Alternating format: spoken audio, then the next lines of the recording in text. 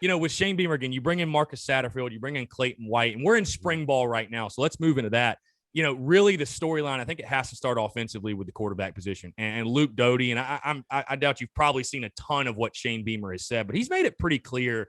I would say right now it's safe to say Luke Doty is QB1. Yeah. Played the last 3 games of the season. Shane Beamer went as far to say a few weeks ago, hey, those other guys, they have to make it a competition. So I was like, that just screams. Yeah, that screams Luke Doty is QB1. I'm just curious to get your takeaways on, I know you probably didn't watch a ton on him, but if you did, just what you saw from Luke Doty and what type of player you can be for South Carolina. Because, again, we all know you can have all the bells and whistles, but if you do not have a quarterback, you do not have a chance in the SEC.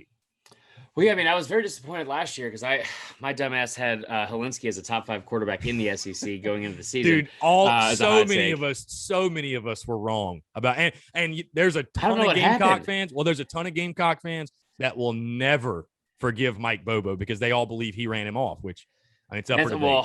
It's up for debate. Yeah, it's fair. But I mean, no, so I think like Doty, like the one extensive game film or game that I was able to get like film from and watch actually live was the Georgia game, which is a good one to watch because he was incredibly efficient and accurate in that game.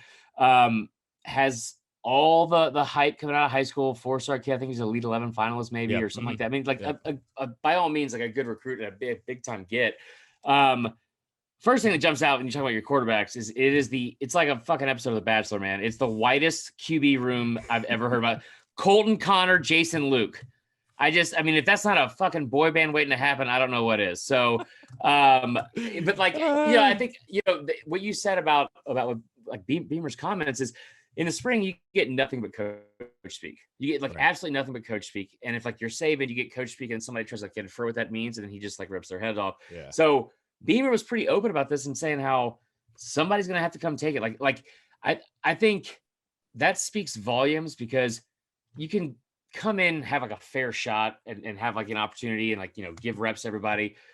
But if you're not going to show anything in those reps, I mean, like, listen, spring practice is 15 practices, right?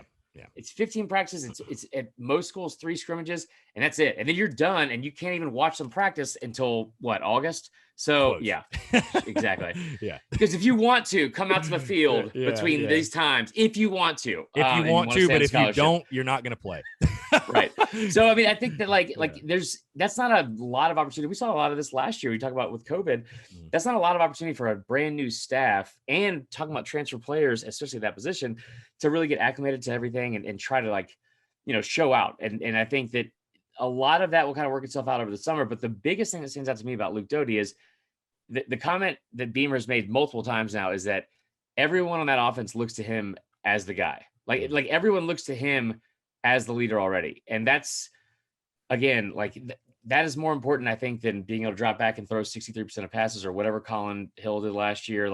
And just, dink and dunk and just that is just the quintessential game manager. So I think Doty should be QB1. I think that's the least, besides running back, that's the least of the problems on offense.